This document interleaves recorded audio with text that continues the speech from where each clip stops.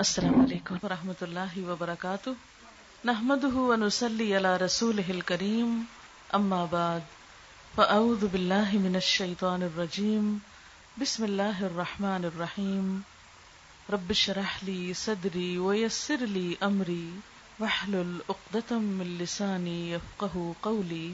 آج میں چاہوں گی کہ اپنی بیٹی کی شادی سے متعلق چند چیزیں آپ کے ساتھ شیئر کروں۔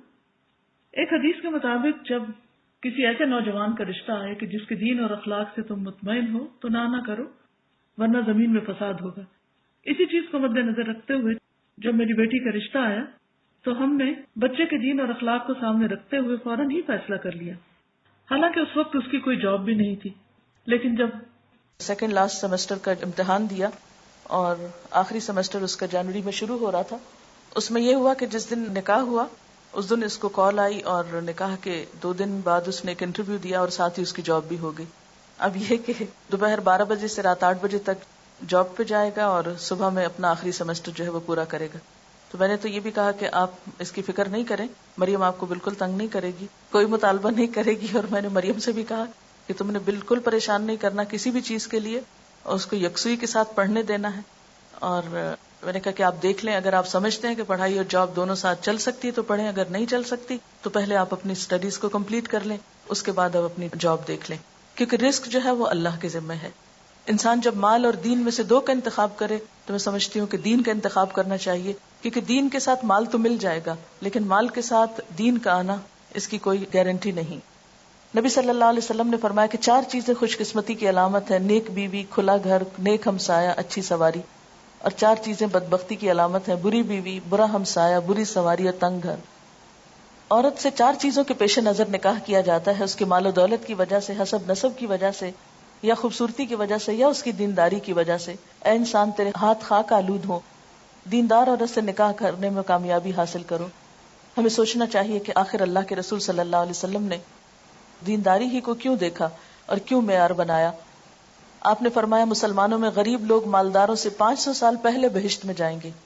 آپ نے فرمایا ہر امت کے لیے ایک فتنہ ہوتا ہے، میری امت کا فتنہ مال ہے۔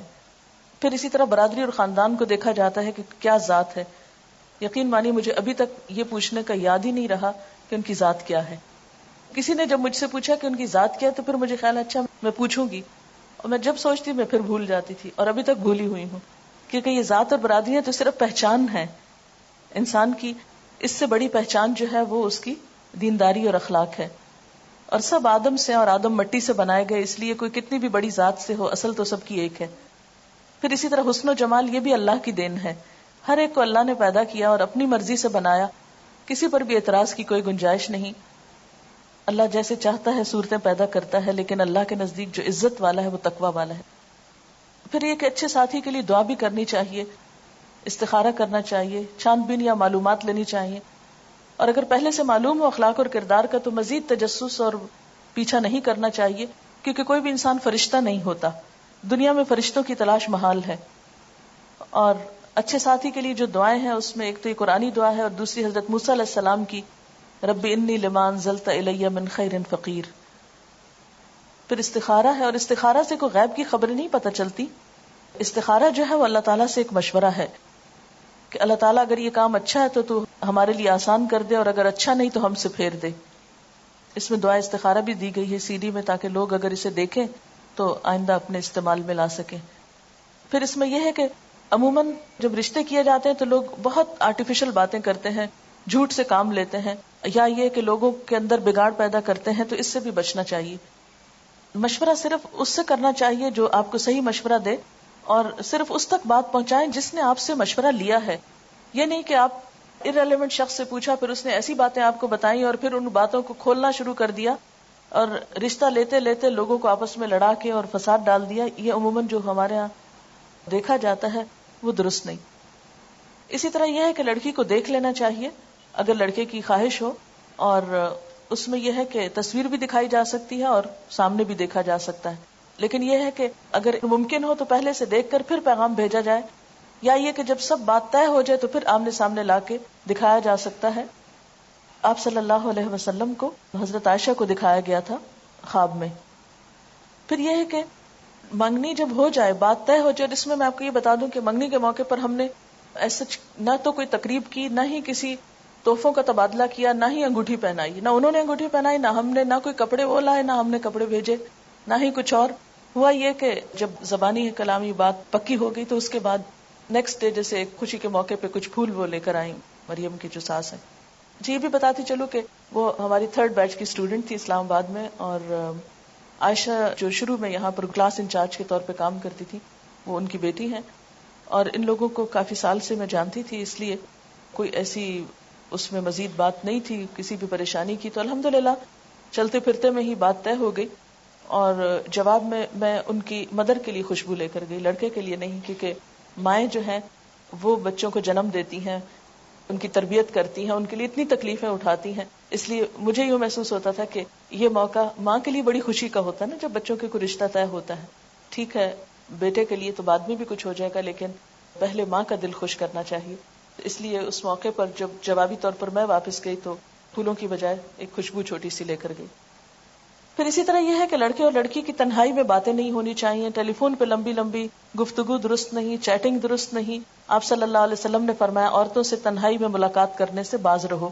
پھر اسی طرح ہاتھ میں لانا یا خود انگوٹھی پہنانا یہ باتیں بھی درست نہیں، نبی صلی اللہ علیہ وسلم کا ہاتھ کبھی کسی عورت سے نہیں چھوا تھا. پھر اسی طرح بن سنور کر لڑکے کے ساتھ باہر ڈرائیونگ پہ جانا یا سیر و تفریح کے لیے یہ بھی درست نہیں. پھر یہ کہ رشتہ دیکھنے کے بعد بعض اوقات ہم ریجیکٹ کرتے ہیں تو اس میں طرح طرح کے نقص نکالتے ہیں، ناک ایسا ہے، قد ایسا ہے، رنگ ایسا ہے، اور اس کو ہر جگہ مشہور کرتے پھرتے ہیں. قرآن پاک میں اللہ تعالیٰ فرماتے ہیں کہ آپس میں ایک دوسرے پر تان نہ کرو، کسی کے برے نام نہ رکھو. ایمان لانے کے بعد فسق میں نام پیدا کرنا بہت ہی برا ہے. پھر اسی طرح ہمارے ہاں صرف لڑکے والے پیغام بھیجتے ہیں، لڑکی والے نہیں بھیج سکتے، بہت معیوب سمجھا جاتا ہے. حالانکہ اگر اس میں ہم دیکھتے ہیں کہ حضرت عمر کی بیٹی حضرت حفصہ جو تھی جب وہ بیوہ ہوئی تو وہ خود حضرت ابو بکر کے پاس پیغام لے کر گئے کہ میری بیٹی سے نکاح کر لو. تو اس میں کوئی معیوب بات نہیں ہے. پھر یہ کہ منگنی ہمارے ہاں ایک بہت بڑا فنکشن اور ایک بہت بڑا بوجھ بنتا چلا جا رہا ہے. منگنی کا اصل مقصد یہ ہوتا ہے کہ اس بچی کے لیے پھر کوئی اور پیغام نہ بھیجے، اس کا اعلان کر دیا جائے تاکہ یہ پتہ چلے کہ یہ بچی فلاں سے منسوب ہو چکی ہے. اور فرمایا کہ کوئی مسلمان کسی دوسرے مسلمان کے پیغام پر پیغام نہ بھیجے، نہ کوئی کسی کی فروخت شدہ چیز پہ اپنی چیز بیچے، اور نہ ہی کسی عورت کو نکاح کا پیغام بھیجے جس کے لیے کسی اور نے پیغام بھیجا ہو. پھر یہ ہے کہ اگر ایک پیغام بھیجنے کے بعد ارادہ ترک کر دے تو دوسرا پیغام بھیج سکتا ہے. اس سے پتہ چلتا ہے کہ ہمارا دین ہم سب کے احساسات اور جذبات کا کتنا خیال رکھتا ہے. حضرت علی رضی اللہ تعالیٰ عنہ نے حضرت فاطمہ کے لیے شادی کا پیغام بھجوایا، آپ نے اسے قبول کر لیا، بس یہی منگنی تھی. کیونکہ بات انسان کی یہ عہد سب سے بڑی بات ہوتی ہے.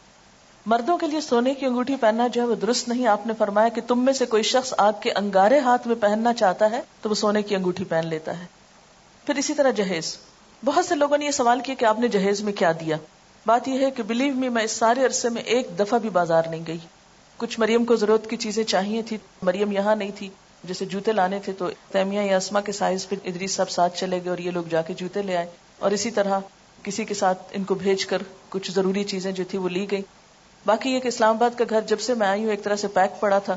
جو میری اب فالتو چیزیں تھی استعمال ہونے کا اتفاق، اب مجھے لگ رہا تھا کہ میں نے تو ان کو استعمال نہیں کرنا، وہ میں نے مریم سے کہا کہ بیٹا اب تم ان کو لے جاؤ. وہاں ان کی ساس کہنے لگی کہ ہمیں ضرورت نہیں ہے، اس لیے کہ ہمارے گھر میں سب کچھ ہے. اور مجھے بھی یہی لگتا تھا کہ وہاں پر کوئی جہیز کی ایسا ضرورت نہیں، اس لیے باہر سے تو کوئی اس طرح کی خریداری نہیں کی گئی. کچھ چیزیں جو گھروں میں عام طور پر کچھ نہ کچھ رکھا ہوتا ہے اس کو میں نے نکال کر گھر صاف کر دیا.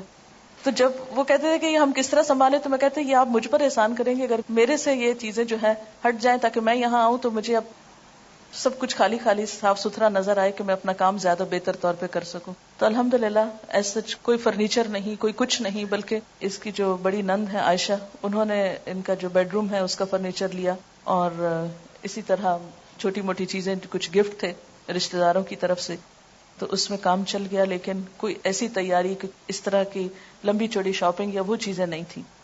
جہیز میں عام طور پر یہ ہے کہ قرض لیا جاتا ہے اور اس کے کمائی کے لیے آدمی لوگ جو ہیں وہ رشوت وغیرہ لینے پہ مجبور ہوتے ہیں. بعض اوقات کم چیزیں لانے پہ لڑکی کو تانے دیے جاتے ہیں، اور اسراف اور دکھاوا بھی اس میں بہت ہوتا ہے. تو اس میں یہ تھا کہ انسان ضرورت کی چیز تو اپنے لیے استعمال کرتا ہے، دکھاوے کا معلوم نہیں، اس میں دوسروں کو بتانے کی کیا ضرورت ہے. ایک عالمی ادارے کی رپورٹ کے مطابق پاکستان میں 1 کروڑ سے زائد لڑکیاں شادی کے انتظار میں ہیں. 40 لاکھ لڑکیاں ایسی ہیں جن کی شادی کی عمر بھی گزر گئی ہے. اور اس میں ایک بہت بڑی وجہ کیا ہے؟ جہیز کا نہ ہونا، یہ جہیز کا سٹینڈرڈ کے مطابق نہ ہونا. شادی کس کے ساتھ ہوتی ہے؟ لڑکی کے ساتھ یا جہیز کے ساتھ؟ آدم کے بیٹے کے پاس 2 وادیاں مال و دولت سے بھری ہوں تو وہ تیسری کے لیے خواہش کرے گا. حضرت علی کہتے ہیں کہ حضور صلی اللہ علیہ وسلم نے حضرت فاطمہ کو جہیز میں 1 چادر، 1 مشکیزہ اور 1 چمڑے کا تکیہ دیا تھا جس میں ازخر کی گھاس بھری ہوئی تھی. حضرت اسما کہتی ہے کہ فاطمہ جب رخصت کر کے حضرت علی کے ہاں بھیجی گئی تو ہم نے ان کے گھر میں اس کے سوا کچھ نہ پایا کہ وہاں ریت بچھی ہوئی تھی، 1 تکیہ تھا جو کھجور کی چھال سے بھرا ہوا تھا، 1 گھڑا اور 1 پانی پینے کا پیالہ تھا. یہ کوئی ہماری طرح کا مروجہ جہیز نہیں تھا، انتہائی ضرورت کی چیزیں تھیں. سنت میں جہیز کی کوئی حیثیت نہیں.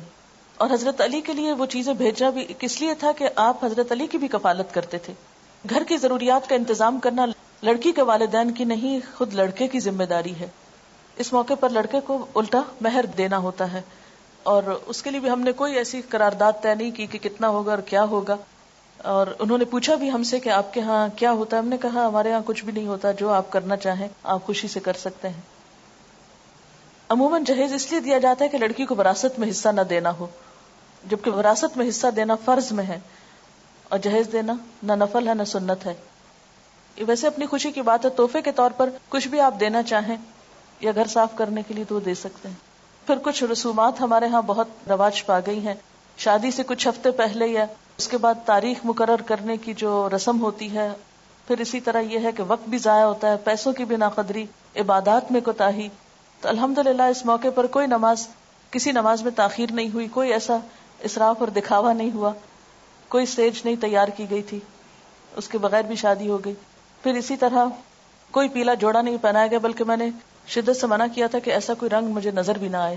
بعضوں کہتا تھا نا کہ بھول کے انسان کوئی ایسی چیز پہلے پہن لیتا ہے. پوری طرح اس رسم کو جو ہے وہ ختم کرنا ہے.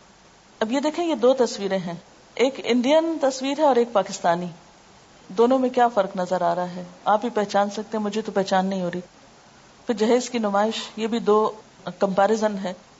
پھر اسی طرح یہ ہے کہ ٹھیک ہے اگر کچھ تفریح ہو رہی ہے یا گانا بجانا ہو رہا ہے تو اس میں ڈانس کی تو کوئی گنجائش نہیں نکلتی. نبی صلی اللہ علیہ وسلم نے فرمایا جس گھر میں گھنگرو اور گھنٹے ہوں اس میں رحمت کے فرشتے داخل نہیں ہوتے، نہ ہی فرشتے ان لوگوں کے ساتھ رہتے ہیں جو گھنٹے استعمال کرتے ہیں. اپنے ہاتھوں سے اپنے آپ کو ہلاکت میں مت ڈالو، یعنی اللہ کی رحمت کو کیوں دور کرتے ہیں ہم ایسی چیزوں سے.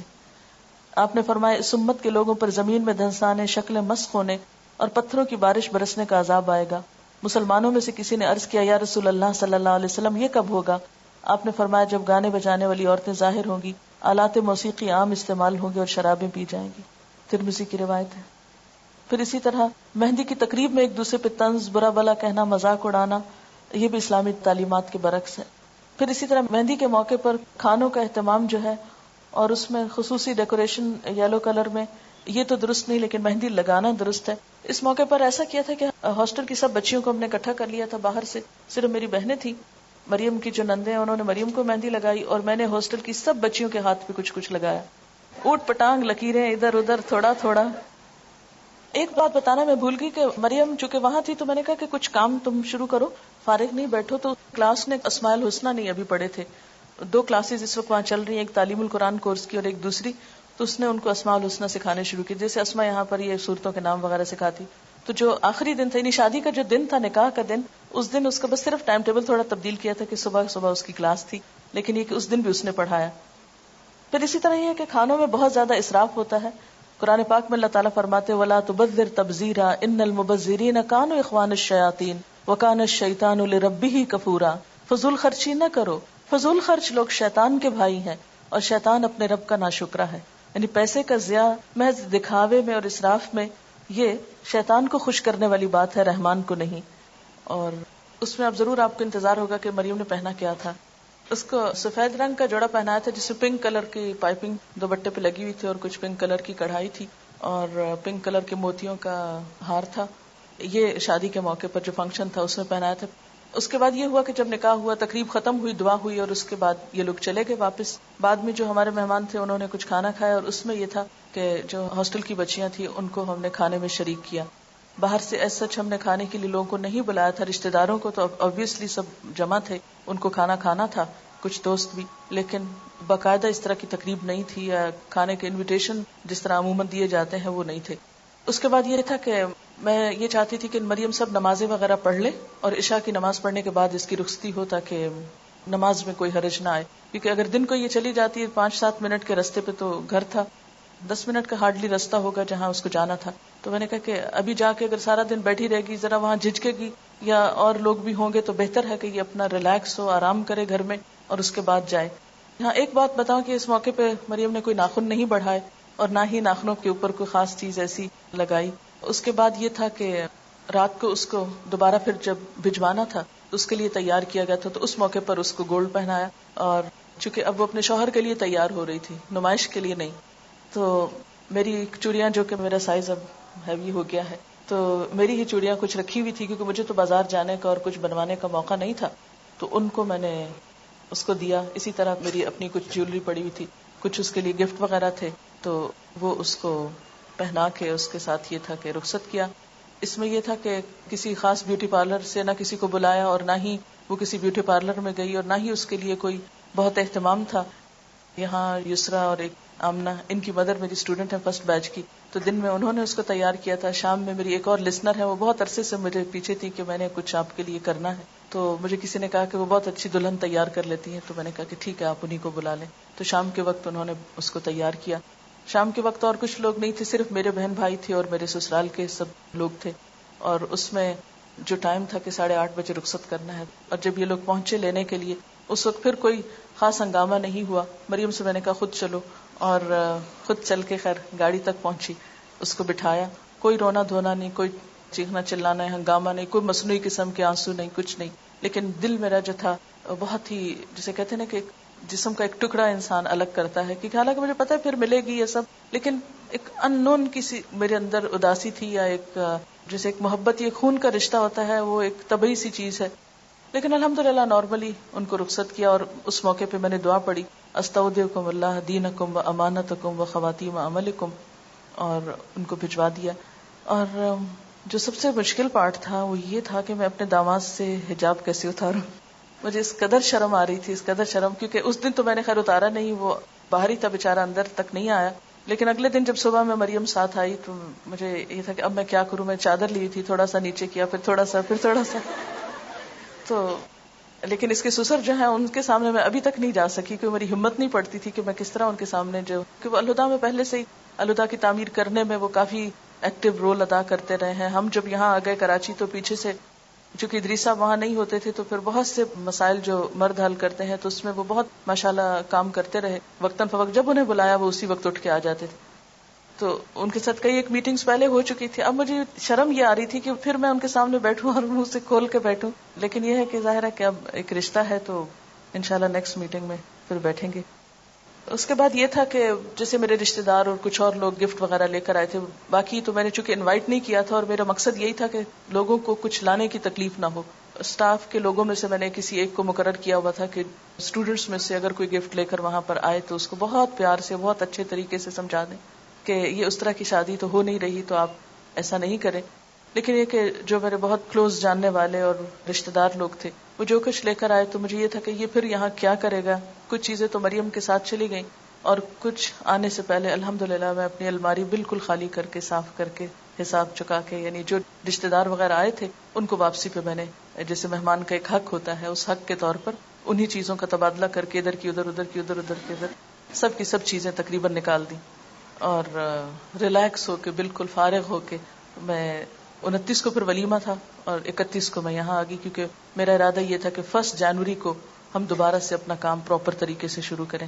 اور اس میں بھی یہ تھا کہ جیسے 27 کو شادی تھی تو اگلے دن سیٹرڈے کو پھر میری کلاس تھی, اور پھر اسی طرح کلاس جو ہے وہ لی گئی. اور شادی کے موقع پر جیسے بارات اور سہرے کا ہوتا ہے, یہ بھی ہمیں سوچنا چاہیے کہ کس کی تقلید ہے. ہاں, بہت سے لوگوں نے پوچھا کہ مریم نے کیا پہنا, تو ان کا یہ خیال تھا شاید غرارہ یا کچھ اس طرح پہ, تو قمیض شلوار تو مجھے خیال بھی نہیں آیا کہ یہ غرارہ ضروری ہے. میں اصل میں سوچ رہی تھی کہ جو میرا ڈریس ہے وہی وہ پہن لے گی, لیکن میں پتہ نہیں کہیں رکھ کے بھولی ہوئی تھی, وہ آخری مومنٹ تک مجھے ملا نہیں, بلکہ جب وہ چلی گئی تو بعد میں مجھے نظر آیا جب چیزیں ادھر ادھر صفائی میں کر رہی تھی. تو بہرحال نکاح کے ارکان جو ہیں, ولی کی موجودگی ہونی چاہیے, گواہ ہو, مہر ہو, خطبہ نکاح ہو, ایجاب و قبول ہو, اور اعلان نکاح ہو. یہ ہے اصل شادی. ولی کی موجودگی کیوں ضروری ہے, اس کی دلیل کیا ہے, وہ قرآن پاک میں آتی ہے. پھر اس کے بعد ولی میں کون کون لوگ شامل ہیں, پھر اگر کسی کا ولی نہ ہو تو وہ کیا کرے. نیکسٹ, زبردستی نکاح نہ کیا جائے. پھر نکاح میں لڑکی کی رضامندی ضروری ہے, اس سے پوچھا جائے. پھر اسی طرح یہ ہے کہ اگر لڑکی بولتی نہیں خاموش رہتی تو یہ خاموشی بھی اس کی اجازت ہے، لیکن رضامندی کے بغیر نکاح درست نہیں. پھر اسی طرح حضرت عائشہ کہتی ہیں، یہ حدیث دلچسپ ہے ذرا پچھلی والی. حضرت عائشہ کہتی ہیں کہ رسول اللہ صلی اللہ علیہ وسلم نے ان سے نکاح کیا جب ان کی عمر 7 سال تھی، اور ان کو آپ کے گھر بھیجا گیا جب ان کی عمر 9 سال تھی، اور ان کے کھلونے ان کے ساتھ تھے. اور جب حضور صلی اللہ علیہ وسلم فوت ہوئے تو ان کی عمر 18 سال تھی. عورت کو خود نکاح کرنے کی اجازت نہیں ہے اپنا. پھر مہر ہے، مہر کا دلیل کیا ہے، پھر مہر کی مقدار کتنی ہے. اس میں ہم حضرت عبد الرحمن بن عوف کی مثال دیکھتے ہیں کہ انہوں نے سونے کی گٹلی کے وزن پر عورت سے شادی کی. آپ نے فرمایا مبارک ہو، ولیمہ کرو، چاہے ایک بکری ہی کیوں نہ. ازواج مطہرات کے مہر جو تھے، حضرت عائشہ نے فرمایا کہ 12 اوقیہ اور 1 نش. پھر حضرت عائشہ نے پوچھا نش جانتے ہو کیا ہے؟ ابو سلمہ نے کہا نہیں. حضرت عائشہ نے فرمایا نصف اوقیہ اور یہ 12.5 اوقیہ 500 درہم بنتا ہے، یعنی 500 درہم ازواج مطہرات کا مہر تھا، جو اچھی رقم ہے. اور حضرت ام حبیبہ کا مہر جو تھا وہ 4000 تھا، 4000 درہم. قبول اسلام کو مہر قرار دیا گیا حضرت ام سلیم کی طرف سے. بہترین نکاح وہ ہے جو آسان ہو. ہمارے ہاں جو 32.5 روپے حق کے مہر ہے، اس کی کوئی حقیقت نہیں. پھر اسی طرح گواہوں کا موجود ہونا، گواہوں کے بغیر نکاح نہیں ہوتا. آپ نے فرمایا جو عورت ایسا کرتی وہ زنا کرتی. خطبہ نکاح میں ہم دیکھتے ہیں کہ 3 آیات میں 4 دفعہ تقوی کا حکم ہے کہ اللہ سے ڈرو تو زندگی اچھی گزرے گی. پھر ایجاب و قبول ہوتا ہے. 3 دفعہ پوچھا جاتا ہے لڑکے سے کہ اس حق کے مہر کے عوض یہ لڑکی تمہیں قبول ہے. جب وہ 3 دفعہ ہاں کرتا ہے تو پھر نکاح کی گرہ لگ جاتی. نیکسٹ، اس میں آڈیو لیکچر بھی CD کے اندر موجود ہے، وہ سنا جا سکتا ہے. مبارکباد کے کلمات مسنون. آپ نے فرمایا حلال اور حرام کے درمیان فرق کرنے والی چیز دف ہے، یعنی اعلان نکاح ہے. پھر عورت جب گھر آئے تو اس کے لیے دعا کرنی چاہیے. پھر دعوت ولیمہ ہے، اور یہ دعوت بھی اپنی حیثیت کے مطابق کرنی چاہیے، اور اس میں بھی اسراف اور دکھاوا نہیں ہونا چاہیے. ایک موقع پر آپ نے جو پکا کر کسی جگہ پر کھجور اور منقع اور خوشگوار پانی کہیں کھانا، یعنی مختلف طریقہ سے ولیمے کی دعوت کی گئی. آپ نے فرمایا ولیمے کا کھانا برا کھانا وہ کھانا برا ہے جس میں خوشحال اور دولت مند لوگوں کو بلایا جائے اور فقراء کو چھوڑ دیا جائے. اس موقع پر ہمیں ایک تھوڑی سی مشکل یہ ہوئی، جیسے ولیمہ کی دعوت تھی، انیشلی جو انہوں نے انویٹیشن دیا، یہ ہمارے ہاں عام طور پر شادی کا جو خرچہ ہوتا ہے اس کی تھوڑی سی، مثلا 8 لاکھ روپے 5 لاکھ روپے جو لوگ خرچ کرتے ہیں ایک عام شادی پر، اور اس کے مقابلے میں آپ دیکھیں کہ اللہ تعالیٰ کیا فرماتے ہیں، جو لوگ محض اپنا مال لوگوں کو دکھانے کے لیے خرچ کرتے ہیں اور در حقیقت نہ اللہ پر ایمان رکھتے ہیں نہ روز آخرت پر، سچ یہ ہے کہ شیطان جس کا رفیق ہوا اسے بہت ہی بری رفاقت میسر آئی. یعنی دکھاوے کے لیے اتنی رقمیں اڑانا جو ہے یہ سراسر غیر اسلامی ہے. آپ دیکھیں کہ تقریبات کے موقع پر 100 روپے فی کس کے حساب سے 8 روپے کا کھانا روزانہ پک رہا ہے. یہ ایک اخبار میں آیا تھا. یعنی روزانہ شہر میں جو کھانا پکتا ہے، ایک شادی میں نہیں کئی شادیوں کا جب ملایا جاتا ہے، 8 کروڑ روپے. یعنی اگر 100 روپے پر پرسن کا کھانا ہو تو ایک دن میں جو پک رہا ہے. پھر اسی طرح ہر سال پاکستانی 150 ارب روپے کا گوشت کھاتے ہیں. پھر اسی طرح دوسری طرف ہم دیکھتے ہیں کہ پاکستان کی 25% آبادی غذا کی کمی کا شکار ہے. 30% کھانا روز ضائع ہوتا ہے. صرف کراچی میں 2 کروڑ روپے مالیت کا کھانا روزانہ جھوٹا کر کے چھوڑ دیا جاتا ہے. یہ اخبار کے اسٹیٹسٹکس ہیں. یہ اعداد و شمار ہم سے کیا تقاضا کرتے ہیں؟ پاکستان کی کل آبادی 13 کروڑ ہے، اس میں سے 4 کروڑ 20 لاکھ لوگ، آبادی کا 30% حصہ انتہائی غریب ہے. 4 کروڑ 70 لاکھ لوگ، آبادی کا 62% لکھنا پڑھنا نہیں جانتے. 76% عورتیں پڑھی لکھی نہیں. 80 لاکھ بچے اسکول نہیں جاتے. 7 کروڑ 20 لاکھ لوگوں کا یعنی 53% حصہ حفظان صحت، ہسپتال اور طب کی سہولتیں میسر نہیں. 5 کروڑ 40 لاکھ لوگوں کو طبی سہولتیں میسر نہیں. 90 لاکھ بچوں کو مناسب غذائیت میسر نہیں. 6 کروڑ 10 لاکھ لوگوں کو صاف پینے کا پانی میسر نہیں. یہ فیڈرل بیورو آف سروے نے یہ رپورٹ پیش کی ہے. تو جس ملک کی آبادی کا حال یہ ہو، وہاں پر اتنا اسراف شادیوں کے موقع پر کسی طور پر بھی جائز نہیں. اگر اس پیسے کو ہم اپنی قوم کی تعلیم کے لیے خرچ کریں تو ہمارے لیے صدقہ جاریہ ہو. پرائمری اسکول کا 1 سال کا خرچہ 2 لاکھ روپے ہے. ایک بچے کی تعلیم 3,000 روپے سالانہ ایوریج. پروفیشنل کالج میں ایک بچے کی تعلیم 12,000 روپے سالانہ. ٹی بی کے مریض کا علاج 8,000 روپے سالانہ. کہ ایسا نہیں ہو سکتا کہ ہم اپنی شادیوں میں سے کچھ پیسے بچا کر ہم اپنے عوام پر صرف کریں جنہیں ضرورت ہے؟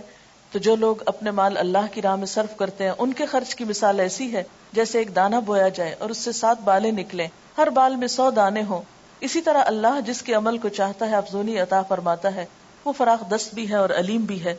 ایک اور چیز میں بتانا چاہوں گی، یہاں پر ایک انٹرویو ہے، اس وقت ٹائم نہیں۔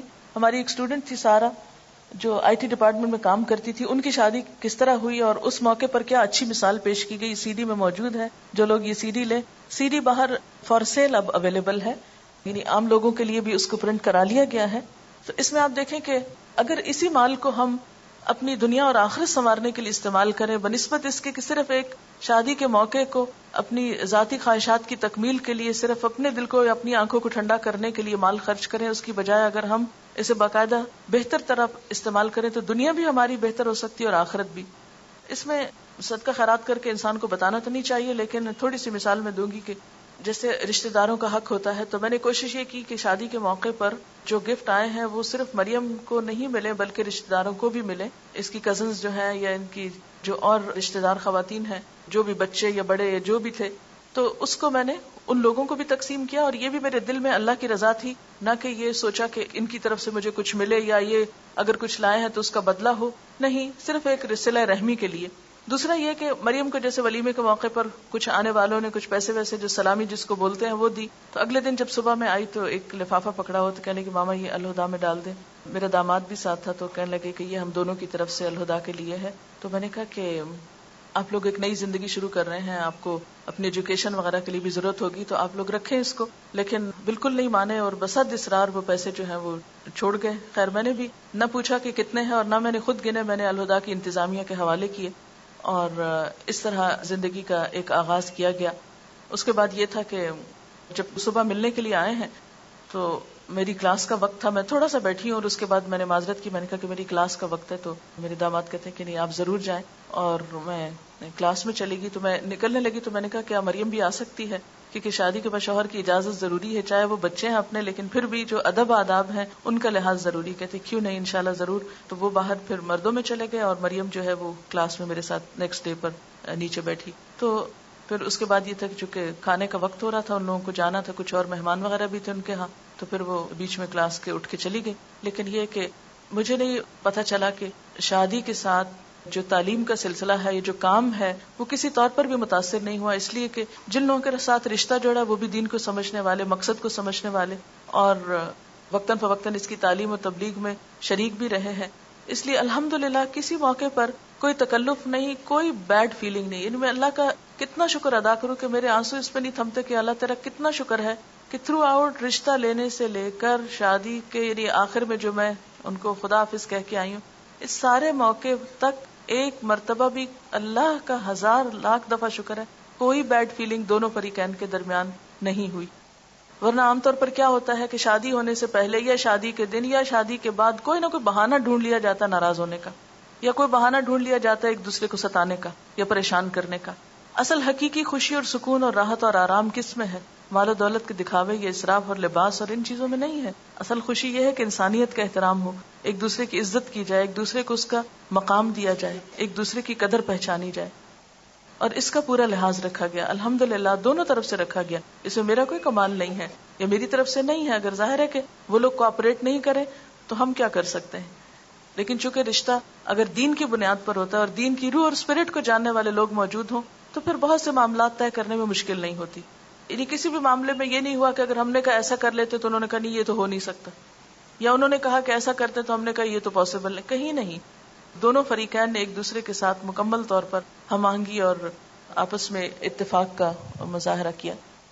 شادی کے بعد یہ ہے کہ دونوں کا تعلق کیا ہے، ہن لباس لکم وانتم لباس لہن، وہ تمہارا لباس ہے تم ان کا لباس ہو۔ اس سلسلے میں جو خاص نصیحت میں نے مریم کو رخصتی کے وقت کی وہ کیا تھی کہ مریم تم ایک نئے گھر میں جا رہی ہو، لیکن یاد رکھنا یہ عارضی گھر ہے، اس سے آگے ایک پائیدار گھر تمہارا انتظار کر رہا ہے۔ اس زندگی کی خوشیوں میں اور اس زندگی کے سکون میں جا کر تم اپنی آخرت کو نہیں بھولنا۔ میں تمہیں اس موقع پر بھی یہی نصیحت کروں گی کہ وہاں جا کر بھی آخرت کے گھر کی تیاری جاری رکھنی ہے، اور اس میں سب سے پہلے یہ کہ آخرت کی تیاری حقوق العباد کو ادا کر کے ہوتی ہے۔ عبادات تو اپنی جگہ۔ ہاں ایک اور دلچسپ بات یہ کہ جب نیکسٹ ڈے ملاقات ہوئی میری بچے کی والدہ سے تو کہنے لگی کہ ہنس رہی تھی کہ آج سب لوگ مسجد میں انتظار کر رہے تھے کہ آج تو عاطف کی شادی ہے، دیکھتے ہیں فجر کی نماز میں آتا ہے یا نہیں۔ تو کہتے ہیں کہ الحمدللہ وہ اس امتحان میں پورا اترا ہے اور آج بھی فجر کی نماز اس نے مسجد میں جا کے پڑھی ہے۔ تو مجھے اتنی خوشی ہوئی. میں نے کہا الحمدللہ، اللہ کا لاکھ لاکھ شکر ہے کہ جس نے ایسے موقعوں پر اپنی اطاعت کی توفیق دی ہے. ورنہ عموماً کیا ہوتا ہے، خوشی کا موقع یا غم کا موقع، سب سے پہلے ہم نماز روزہ یا انسانوں کے حقوق کو بھول جاتے ہیں بعض اوقات. تو اس میں یہ ہے کہ جو خاص تاکید میں نے کی کہ مجھے کوئی بھی چیز جو گھر میں ایسی ہو جو، کیونکہ انسان ہے، اگر کسی قسم کی کوئی ناگوار فیلنگ بھی کبھی آئے، اللہ نہ کرے، مجھ تک نہیں پہنچانی، اس کو کہیں باہر جا کے ڈسکلوز نہیں کر، کسی دوست سے اس کا ذکر نہیں کرنا، اللہ سے دعا کرنی ہے اور مدد مانگنی ہے اور اس سفر کو جاری رکھنا ہے. میں کوئی بھی شکایت، کوئی بھی عیب، کوئی بھی چیز نہ دیکھنا چاہتی ہوں، نہ سننا چاہتی ہوں. نو وے. ہن لباس لکم وانتم لباس لکم، دونوں آپس میں نپٹو، ایک دوسرے کا لباس ہو، آپس میں ایک دوسرے کے ساتھ مفاہمت اور موافقت کرو. اور یعنی کہ لڑکا یا لڑکی بالغ ہوتے ہیں تو شادی ہوتی ہے، تو بالغ ہونے کا مطلب یہ کہ اب میچور بھی ہوں اور ایک دوسرے کا حق پہچانے. اس میں عموماً یہ ہوتا ہے کہ مائیں خود قریت قریت کے پوچھتی کیا کھایا تھا، کیا پیا تھا، کیا ملا تھا. اچھا مجھے تو یہ بھی یاد نہیں رہا، لوگوں نے اس سے پوچھا اچھا تمہیں منہ دکھائی کیا ملا، اس کو سمجھ ہی نہیں پہلے آئی کہ یہ کیا کہہ رہے. لیکن مجھے کوئی انٹرسٹ نہیں ہوا کہ میں جا کے پوچھوں کہ اچھا کیا زیور تھا تمہارا، کیونکہ ہم نے کوئی زیور اس طرح ایسا منگایا نہیں کہ وہ وہاں سے لا کر دیں اور پھر یہ اس طرح پہنے. جو بھی آیا پہنا.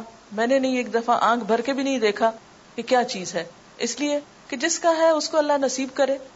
اور باقی یہ ہے کہ نہ تو اس میں دکھاوا اور نہ ریاکاری اور نہ ہی کوئی دلچسپی. ہمیں چیز کسی کی ہو، دلچسپی ہمیں کس بات سے. اور باقی چیزیں تو ان چیزوں پہ مال قابل بھروسہ نہیں کہ اس کے بھروسے پر ہم سمجھے کہ مستقبل محفوظ ہو گیا. وہ تو آنی جانی چیز ہے.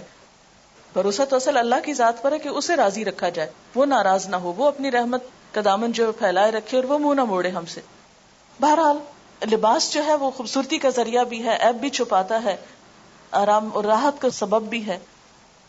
پھر حقوق و فرائض کے اوپر کچھ باتیں ہیں. بیوی کے حقوق ہیں قرآن پاک اور احادیث کی روشنی میں. کتنی خوبصورت تعلیم ہے جو ہمارے دین نے ہمیں دی ہے. اگر ان پہ ہم عمل کریں تو بہت سی مشکلات حل ہو جائیں. حضرت عائشہ فرماتی ہے کہ میں آپ صلی اللہ علیہ وسلم کے ہاں گڑیوں سے کھیلا کرتی تھی، میری سہیلیاں بھی کھیلتی تھیں. جب آپ تشریف لاتے تو سب ادھر ادھر چھپ جاتی، آپ ڈھونڈ ڈھونڈ کر ایک ایک کو میرے پاس بھیجتے تاکہ میرے ساتھ کھیلیں. بیوی بچوں پہ خرچ کرنا سب سے زیادہ اجر و ثواب کا باعث ہے. ہمارے ہاں یہ ہے کہ شوہر بیوی کی مدد نہ کرے گھر کے کام میں. میں مریم کو بار بار یہ تاکید کرتی تھی، دیکھو خدمت میں عزت ہے، خدمت سے تمہیں عزت ملے گی، خدمت سے تمہارا مقام بنے گا، خدمت سے محبت ملے گی، خدمت کو نہیں بھولنا. یہ بار بار میں اس کے کان میں ڈالتی رہی ہوں. یہ میں نے ضرور پوچھا کچھ کیا تھا یا نہیں، کیا کیا تھا، تو بتا رہی تھی کہ میں نے چھوٹا چھوٹا یہ کام شروع کیا لیکن ابھی مجھے کوئی کرنے نہیں دے رہا. تو اور عاطف ساتھ لگ جاتا ہے نا کہ چھوٹی چھوٹی چیزوں میں ساتھ مدد کرتا ہے. اب اس میں یہ ہے کہ ایک انجوائمنٹ بھی ہے مل کر کام کرنے میں، اور ایک سنت رسول صلی اللہ علیہ وسلم بھی ہے. پھر شوہر کے حقوق ہیں، اطاعت ہے. میں نے خاص تاکید کی کہ دیکھو اس سے پوچھے بغیر کوئی کام نہیں کرنا، نہ کسی کو اپنے گھر آنے کے لیے دعوت دینا اس سے پوچھے بغیر، نہ ہی پوچھے بغیر کہیں جانا. ہوا یہ کہ جب ولیمے کے بعد سب خاندان والے لوگ آپس میں مل رہے تھے تو میرے بھائی کھڑے تھے سب، تو میرے جو بھائی وہ کہنے لگے کہ مریم کل آپ لوگ ہمارے ہاں کھانے پر آ جائیں، پھر میں بھی چلی جاؤں گی تو بہتر ہے کہ سارا خاندان وہاں پر جمع ہو جائے. تو عاطف نے کہا ٹھیک ہے ہم آ جائیں گے. میں نے کہا نہیں عاطف، امی ابو سے پوچھ کر پھر ہاں کریں، تاکہ یہ نہ ہو کہ ابھی بچے ہیں، ابھی والدین ساتھ ہیں تو والدین کے مشورے سے ہی کہیں کمٹمنٹ کی جائے. تو مریم کو بھی بار بار میں یہ تاکید کرتی رہی، دیکھو پوچھے بغیر خود سے فیصلے نہیں کرنے بیٹھ جانا، ساتھ لے کر سب کچھ چلنا. قیامت کے دن اللہ تعالیٰ اس عورت کی طرف نظر اٹھا کے نہ دیکھے گا جو شوہر کی ناشکری ہوگی، حالانکہ عورت کسی وقت بھی شوہر سے بے نیاز نہیں ہو سکتی. نبی صلی اللہ علیہ وسلم نے فرمایا مومن کے لیے خوف خدا کے بعد سب سے زیادہ مفید اور باعث خیر نعمت نیک بیوی ہے. جب وہ اسے کسی کام کا کہے تو خوشی سے کر دے، جب اس پہ نگاہ ڈالے تو خوش کر دے، جب اس کے بھروسے پہ قسم کھا بیٹھے تو قسم پوری کر دے، جب وہ کہیں چلا جائے تو اس کے پیچھے اپنی عزت و آبرو کی حفاظت کرے، شوہر کے مال و اسباب کی نگرانی میں شوہر کی خیر خواہ اور وفادار رہے. پھر یہ کہ سسرال سے اچھا سلوک جب تک نہ ہو اس وقت تک بات نہیں بنتی. تو اس پر بھی ایک آڈیو لیکچر ہے چھوٹا سا. کیا ہم نے کبھی سوچا ہم اخلاق سے وہ فتح حاصل کر سکتے ہیں جو بڑی بڑی جنگوں سے حاصل نہیں ہوتی، یعنی دلوں کو تسخیر کر کے ان پہ حکمرانی کر سکتے ہیں. دعا بھی مانگنی چاہیے، ربنا ہب لنا من ازواجنا وذریاتنا قرۃ اعین واجعلنا للمتقین اماما. یہ سی ڈی یہاں کی ملٹی میڈیا ڈپارٹمنٹ نے تیار کی تھی اور یہ اب سیل کے لیے اویلیبل ہے. جو بھی آج کل شادیوں کا موسم ہے، آپ خرید کر لوگوں کو شادی کے تحفے کے طور پر دے سکتے ہیں. ہو سکتا ہے کوئی بات ان کی سمجھ میں آ جائے اور ان کی زندگی بھی سنور جائے انشاءاللہ تعالی. جو لوگ شادی پر گئے ہوئے تھے تو میں چاہ رہی تھی کہ وہ بھی اپنی تھوڑی سی فیلنگ بتا دیں تو اچھا ہے. السلام علیکم. میڈم نے سب کچھ خود ہی بتا دیا سارا. میرے ذہن میں بھی یہی سب باتیں تھیں, لیکن ایک چیز جو مجھے وہاں فیل ہوئی وہ یہ کہ اصل میں اس دن کلاس میں جب یہ شادی کا سب کچھ فنکشن ہو رہا تھا تو دل خوش تھا بہت زیادہ. ہم اور کچھ نہیں کر رہے تھے, یا تو سوائے اس کے کہ اگر نظمیں پڑھ رہے تھے لوگ تو ہم بھی شامل ہو جائیں, یا پھر تکبیرات, لیکن فیلنگز یہ تھیں کہ ہم ٹوٹلی انوالو ہیں اس خوشی میں. اور مجھے قرآن مجید کی وہ آیت یاد آ رہی تھی جس میں آپ صلی اللہ علیہ وسلم کے بارے میں کہا گیا نا کہ ان کو اس لیے بھیجا گیا تاکہ وہ تمہارے اوپر جو بوجھ لادے گئے ان کو اتاریں. تو مجھے بھی یہ شادی دیکھ کر ایسا لگ رہا تھا جیسے ہمارے اوپر سے بہت سارے بوجھ اتار دیے گئے ہوں نا, بہت ریلیکس کر دیا ہمیں.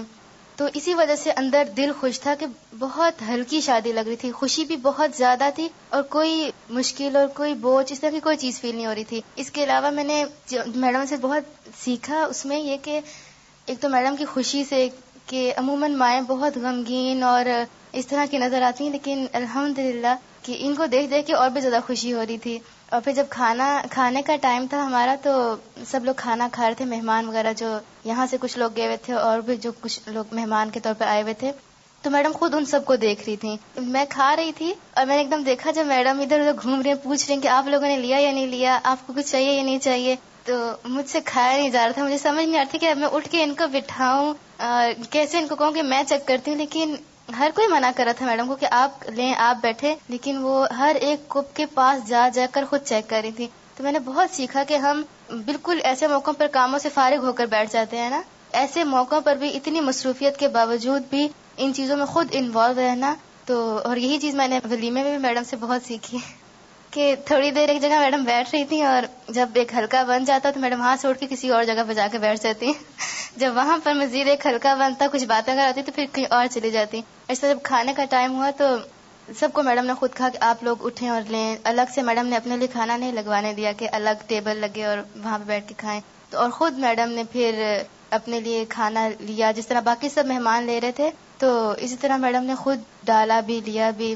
اور جیسے میڈم بتا رہی ہیں کہ میڈم نے مریم کو نصیحتیں کی اپنے سسرال کے بارے میں اور ان چیزوں کے بارے میں, تو اسی طرح جب میڈم کھانا کھانے لگی ولیمے والے دن تو میں میڈم کے پاس ہی بیٹھی ہوئی تھی. اتنے کچھ مہمان آئے تو میں تو نہیں جانتی تھی ان کو, لیکن میڈم نے ان کو ایک دم دیکھا اور ایک دم کھڑی ہو گئی, کہتی ہے میرا سسرال تو اب آیا.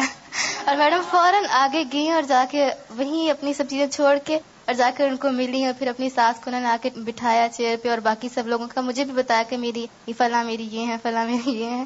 تو میں نے بہت سیکھا کہ جو نصیحتیں وہ اپنی بیٹی کو کر رہی ہیں وہی ساری چیزیں ان کی اپنی پریکٹیکل لائف میں بھی ہیں. تو اللہ کرے کہ ہم سب ایسی ہی بنے. السلام علیکم. جب میڈم بات کر رہی تھی کہ مہندی سب کو وہاں لگی تو میں دیکھ رہی تھی کہ بہت حسرت بھری آوازیں آ رہی تھیں. تو میں بتانا چاہ رہی تھی کہ جو چیز نصیب میں نہ ہو وہ نہیں ملتی. ہم یہاں سے شریک ہونے وہاں گئے تھے لیکن مہندی نہیں لگوا سکے کیونکہ لیٹ ہو گئے تھے.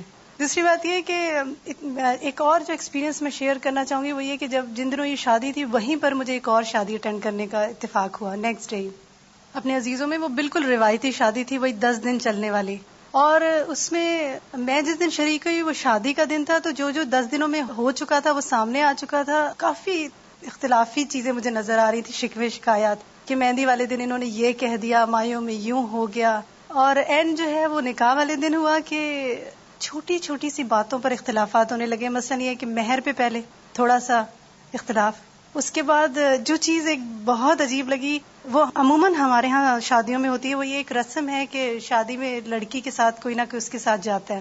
اب لڑکی والوں کا یہ تقاضا تھا کہ ہمارا رواج ہے کہ لڑکی کے ساتھ گاڑی میں اس کی بھابھی بیٹھے گی, اور جو لڑکے والے تھے وہ کہتے تھے جی یہ تو ہو ہی نہیں سکتا, ہمارا رواج ہے کہ اس کی ماں بیٹھے گی لڑکی کے ساتھ. کافی دیر رخصتی رکی رہی اس بات پر.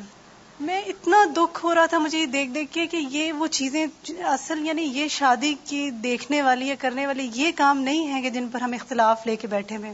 پھر ہوتا یہ کہ جب بعد میں کئی سالوں بعد بھی وہ بات ہوتی تو یہ بات آتی کہ ہاں آپ لوگوں نے تو شادی کے موقع پہ بھی ہمارے ساتھ یہی کیا تھا. ہم بھولتے نہیں نا کیونکہ بیس خراب بن گئی.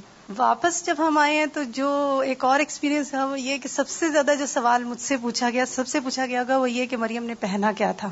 اچھا, ان کو جب بتاتے تھے کہ جیسے میڈم نے کہا کہ آف وائٹ سا سوٹ تھا لائٹ کام والا, تو اتنا بڑا سا کوسچن مارک جو تھا نا وہ چہروں پہ بھی نظر آتا تھا, اور یہ پوچھا جاتا تھا کہ بس یہ ہی یعنی غرارے کے بغیر ہی, مطلب یہ کہ غرارے کے بغیر نکاح کیسے ہو گیا. کیونکہ ہمارے یہاں تو لازم و ملزوم ہے نا، بہت ہیوی جوڑا 40-50 ہزار کا اور نکاح. لیکن الحمدللہ ہم سب تیار بھی ہوئے، ہم نے بھی اچھے کپڑے پہنے، وہاں سب نے پہنا، کھایا پیا بھی، انجوائے بھی کیا، اور شادی بھی ہو گئی اور سادگی کے ساتھ ہو گئی الحمدللہ. السلام علیکم. اور سب باتیں تو بتا دی آپ لوگوں کو. میں جو شیئر کرنا چاہوں گی وہ یہ کہ مہندی جو لگ رہی تھی اس میں پتہ چلا کہ میڈم لڑکیوں کے ہاتھوں پہ اللہ لکھ رہی تھی. تو خیال یہ ہے کہ جو دل میں ہوتا ہے نا انسان کے اوپر چھایا ہوا ہو، وہی پھر اس کے ہاتھ سے بھی نکلتا ہے اور زبان سے بھی نکلتا ہے. اور پھر یہ کہ مجھے بھی ایک اور شادی میں جانے کا اتفاق ہوا. شادی تو ابھی شروع نہیں ہوئی تھی، ابھی تیاریاں ہی ہو رہی تھی، لیکن اتنی تیاریاں تھیں اور اتنے پریشان تھے وہاں کے لوگ.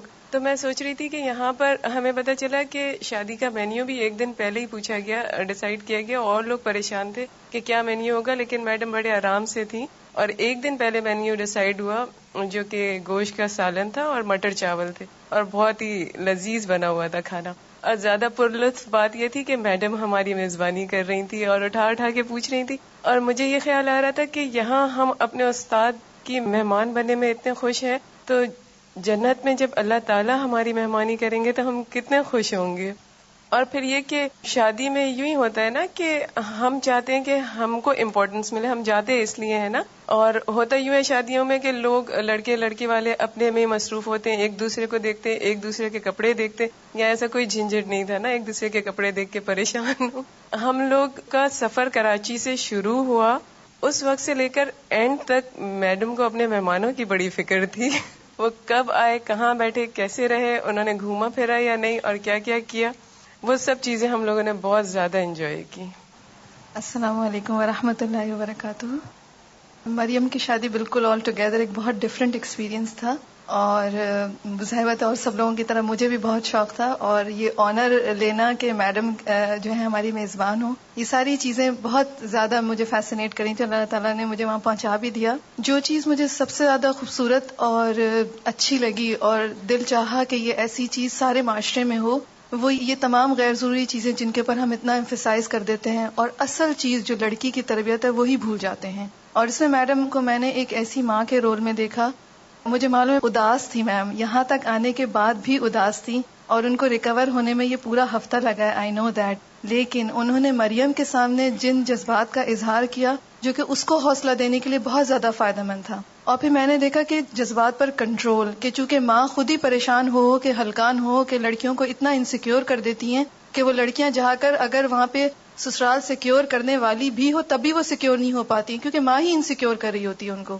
اور دوسری چیز جو مجھے خوبصورت لگی وہ یہ کہ جب میری اسی وقت فلائٹ میری لیٹ ہو گئی تھی، تو جب میں پہنچی ہوں تو یہ سب شروع ہونے والا تھا. تو مجھے بالکل انٹرنس پہ اسما اور تیمیہ اور عائشہ کی جو چھوٹی بہن، وہ سب بہت ماشاءاللہ بہت پیاری تیار ہوئی ہوئی، اور سب ان کو، اور وہ اتنی خوش، ان کے چہروں پہ خوشی، اور وہ ہم سب بھی آف کورس سب کے سب بہت خوش تھے. اور مریم بھی ماشاءاللہ بہت پیاری لگ رہی تھی، اور اس کے چہرے پہ اتنی انوسینس تھی جو کہ عام طور پر وہ جو اوپری میک اپ اور اتنی زیادہ لڑکیوں کو پریشان کر کر کے وہ مصنوعی طور پر وہ جو خوبصورت بننے کا ایک معیار حاصل کرنا ہوتا ہے، اس کی دہشت جو ہوتی ہے لڑکیوں پہ، وہ اس کے چہرے پہ نہیں مجھے نظر آئی. اور بہت انوسینس سی خوشی تھی، بہت پیاری سی مسکراہٹ تھی اس کی، اور بہت پیاری چھوٹی سی لگ رہی تھی نا وہ، کہ اتنی مجھے بہت پیار آ رہا تھا اس کے اوپر. اور پھر جیسے کہ مہمانوں وغیرہ کا میم کا جو رول تھا ایک ماں کے طور پر اور ایک گھریلو خاتون کے طور پر اور ایک میزبان کے طور پر، وہ مجھے بہت خوبصورت لگا جیسے کہ ابھی ذکر کیا گیا. اور پھر سب سے اچھی بات یہ تھی کہ کوئی ایسا نہیں تھا کہ تقویٰ ہے تو تیاری نہیں ہے. ولیمے والے دن بھی ماشاءاللہ سب کے سب اتنے اچھے تیار ہوئے تھے، میم بھی اتنی پیاری لگ رہی تھی، اور سب لوگ کے پہچانے نہیں جا رہے تھے. مجھے بھی کوئی نہیں پہچان رہا تھا اور میں بھی کسی کو نہیں پہچان رہی تھی. الحمدللہ that was the beautiful part کہ ہم الحمدللہ جب خوشی کا موقع آئے گا تو سب کے سب اچھے سے تیار بھی ہوں گے، سب زینت بھی کریں گے. And that was totally segregated شادی، یہ لائک ولیمہ جو تھا ٹوٹلی سیگریگیٹڈ تھا. یہاں پر بہت زمانے بعد میں نے کوئی بہت اچھی سیگریگیٹڈ شادی دیکھی جس میں کہ بہت اچھا تیار ہونے کا موقع ملا. اور یہ ہوا کہ ورنہ سیگریگیشن تو ہوتا ہے لیکن کانسٹنٹلی ویٹرز وغیرہ یا کچھ نہ کچھ آتے رہتے ہیں، لیکن یہاں پر ایسا کچھ نہیں ہوا. اور مریم بھی کوئی ایسی بہت آرٹیفیشل دلہن کے طور پر نہیں بیٹھی ہوئی تھی، بلکہ وہ بھی بہت کیجول سی تھی. اور آف کورس میم کی میزبانی تو کہ وہ ہمیں اصرار کر رہی تھی کہ آپ لیں، that was the an honour, جو کہ واقعی بہت ہی خوبصورت لگا. اور اس ساری چیز میں مجھے یہ بات یہ لگی کہ جو شخص جس کی زندگی میں مقاصد ہوں، ایک ٹرو پرپز ہو، جیسے کل بھی ہم بات کر رہے تھے خشوع کی، کہ وہ ٹوٹلی فوکسڈ ہوتا ہے تو یہ زندگی کی ساری چیزیں تو ساتھ چلتی ہیں. وہ اسی کے اندر وہ ساری چیزیں اسی ایک مقصد کو سرو کر رہی ہوتی ہے. اور مجھے یہ ساری چیز لگی جیسے مریم کی شادی بھی جو ہے وہ ایک اس مقصد کی طرف لوگوں کو لانے کا ذریعہ بن گیا. جیسے اب یہاں پہ ہم کراچی میں بھی ہم اتنے سارے لوگ سن رہے ہیں اور ہم جنہوں نے دیکھا جو گئے پھر یہ سی ڈی جائے گی,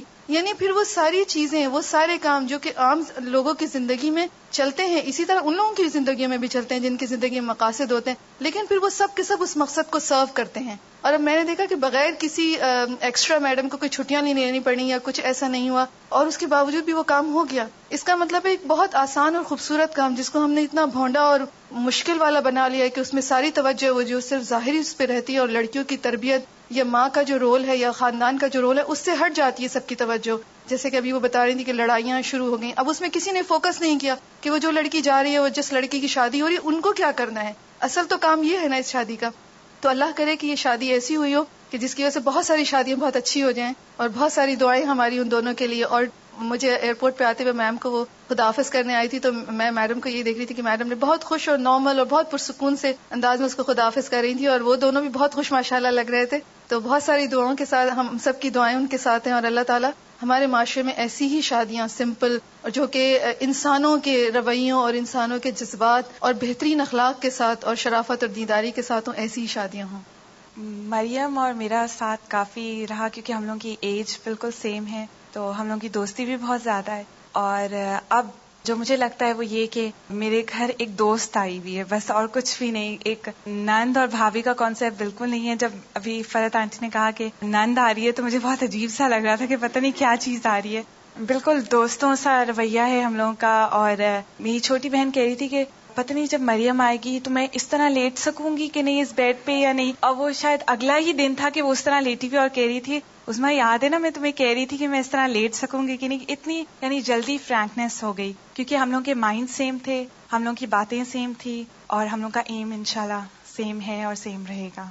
ایک اور چھوٹی سی بات جو کہ سر کے حوالے سے کہ اتفاق سے سر ولیمے کے نیکسٹ ڈے مجھے ملے الہدا میں, تو میں نے ان کو سلام کر کے مبارکباد دی. اور میرے ساتھ ایک اور میری کولیگ تھی تو انہوں نے پوچھا سر کیسا فیل ہو رہا ہے آپ کو.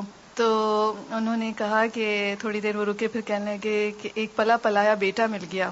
اور میں یہ سوچ رہی تھی کہ کتنی پازیٹیوٹی, دین انسان کو کتنا پازیٹیو بنا دیتا ہے کہ انہوں نے یہ نہیں کہا کہ ہاں بیٹی چلی گئی گھر خالی ہو گیا. انہوں نے اپنے ایکسپریشن کا اظہار کیا کہ دکھ ہوا لیکن آج جب میں نے صبح اس سے ملا تو میرا مطلب وہ دکھ یا اداسی ختم ہو گئی. لیکن پہلی جو بات ان کی زبان سے نکلی وہ اتنی پازیٹیو بات تھی کہ انہوں نے کہا مجھے پلا پلایا بیٹا مل گیا. جب مریم اور وہ دونوں مل کے ماما مجھے کہتے ہیں تو مجھے اتنا عجیب لگتا ہے کہ اتنا بڑا بیٹا ماشاءاللہ. اور کوئی فوٹو سیشن نہیں ہوا.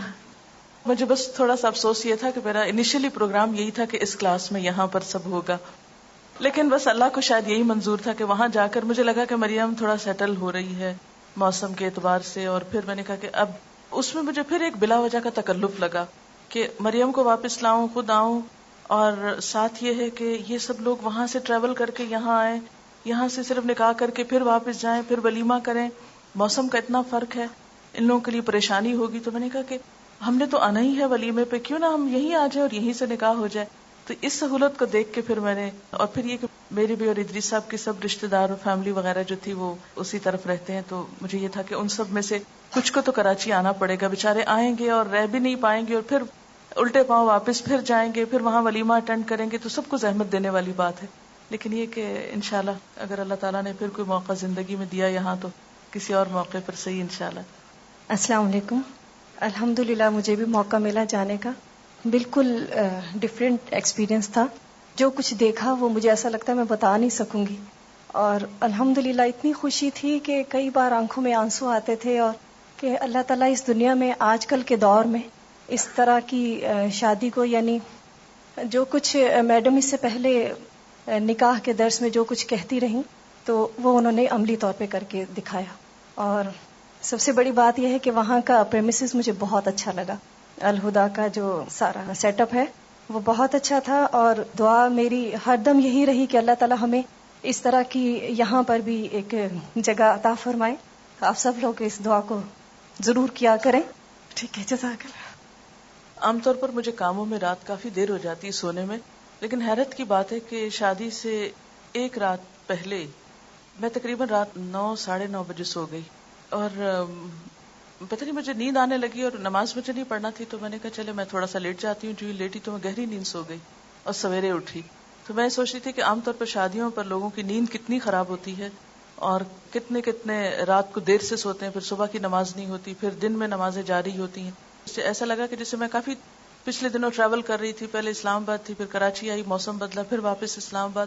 تو اس کی وجہ سے وہ ایک ابھی تک میں روٹین میں نہیں جیسے آ پا رہی تھی. لیکن اس نیند نے مجھے اتنا فریش کر دیا کہ اگلے 2 دن جو تھے وہ میرے لیے بہت آسان ہو گئے. اس موقع پر ایک دعا میں نے سب کے لیے کی تھی کہ اللہ تعالیٰ میری ساری روحانی بیٹیوں کی شادیاں بہت اچھی جگہ اور بہت جلد ہو جائیں. سبحانک اللہم و بحمدک نشہد ان لا الہ الا انت نستغفرک و نتوب الیک. والسلام علیکم و رحمۃ اللہ وبرکاتہ.